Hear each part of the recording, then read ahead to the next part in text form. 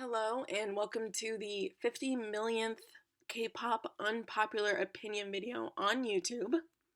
I'm sure you've seen so many of these already, so you probably know what I'm about to say next. All these opinions are mine, so don't get too hurt. And even though I do back these opinions up with multiple receipts, they're still my opinions, and you can just let me know what you think in the comments or whatever, you know.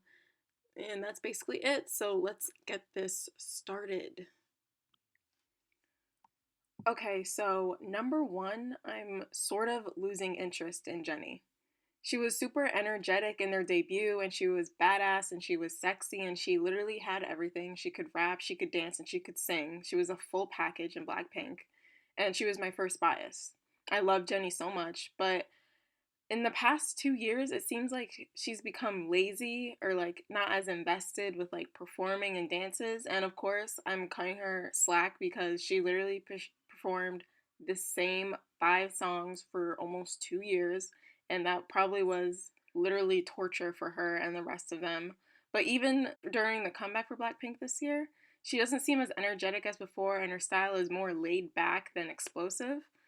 But I think she's under a lot of stress because she literally gets hate if she breathes or blinks or whatever. And she is like YG's princess or whatever.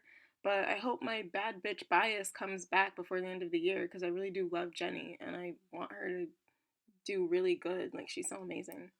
YG Entertainment is declining from the best of the big three, and YG himself is trash. Now, I think YG is declining, and that makes me really upset because I love YG artists and their music, but it's the truth. And I'm sort of going to divide this into subparts because I have too much tea to spill in this one.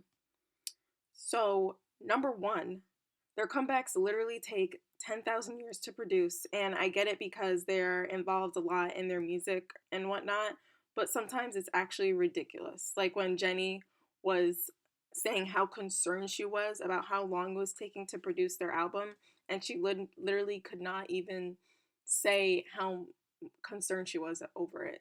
Like, I think that's just kind of crazy. Also, just not to say, Sungri's album has been delayed for over a year now, and apparently it's getting released next month, but I mean, okay. And freaking Lehigh hasn't released music in almost 2 years as well, so I don't know what he's doing there, but ugh, whatever. Oh, number two about YG is that he hinders his third generation artists way too much, in my opinion. What I originally loved about YG Entertainment was the YG family aspect of it and how close their artists were and how much free autonomy they got. And you would see Big Bang and 21 and Seven, and they were all friends and they'd all be together all the time. But I feel like recently YG artists haven't been able to have that free autonomy or show their personalities in the same way. Now, not to say that the third generations don't have personalities, but I think that the restrictions are way too much, and that I think their overzealous restrictions are where YG gets their dungeon reputation. So, for example, they're not allowed to drink, drive, smoke, or go on personal vacations or date at all. And I'm sure the older they get, the more privileges they receive, like how Winner drank on Tipsy Live and drove on their variety show, but still, I mean, I think that's just too ridiculous. Also, not to mention that Winner said on Radio Star that they're literally not even allowed to speak to Blackpink, which I don't know what kind of label restricts their artists from communicating with each other, but I guess that's just YG for you. Number three, YG is misogynistic and mistreats his female artists. And before you come for me for using that term loosely, YG literally called 21 ugly to their face when they were practicing without makeup. And he didn't even hire a makeup and hair team for CL when she performed at the closing ceremony for the Olympics in Korea, which I just think was absolutely crazy. But I mean, don't even get me started on the accusations with his wife though, because that's a whole nother territory that I could be here for with 10 years, but my point still stands.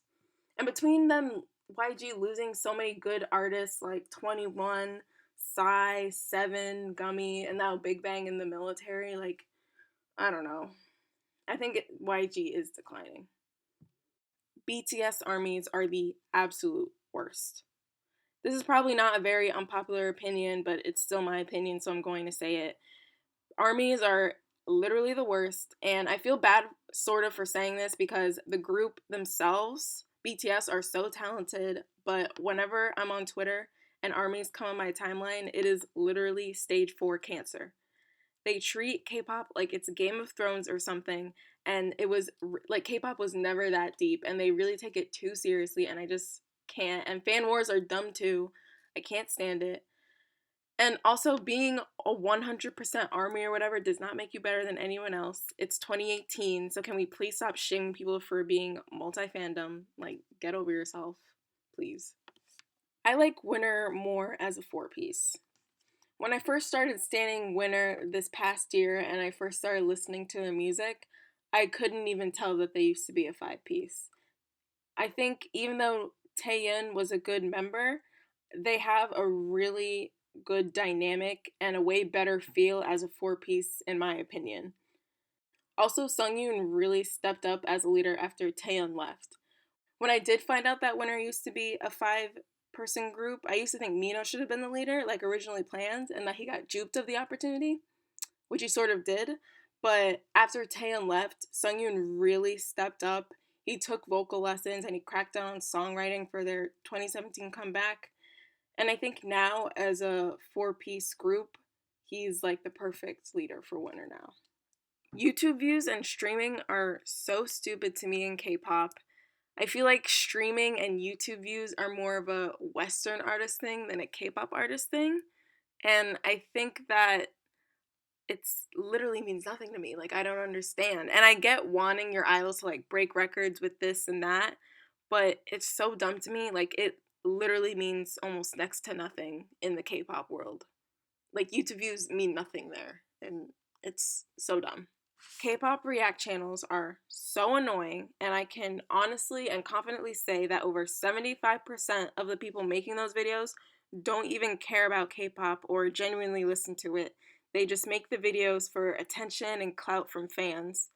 Not to mention that a lot of them are really problematic and not even entertaining.